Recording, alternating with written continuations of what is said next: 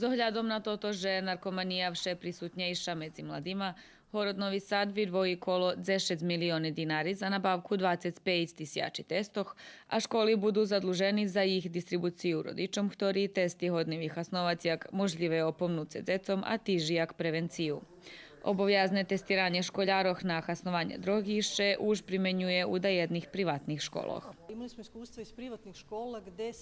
Mali sme iskustva zo privatnih školov, gdje še testiranje zo sohlasnostu rodičov zaprovadzuje bez najavi školjarom i to u hlavnim posle vikendu.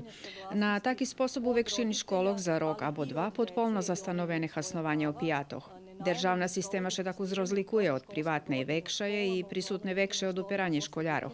Ali keď už máme taki dobri iskustva, čom by sme še nie potrudzeli dať so podobne primjenic i u državnih školoh? U prešlosti було slučaji, že še rodiči njevše skladali zo s predkladami kompetentnih, jak se to bol slučaj s predlohom o nenajavenim pretresanju školskih taškoh, ali predlog o testiranju školjaroh na konzumovanje opijatoh Sojuz rodičoh odlučno potrimal i predložil, že bi še testiranje uvedlo do šitskih školoh.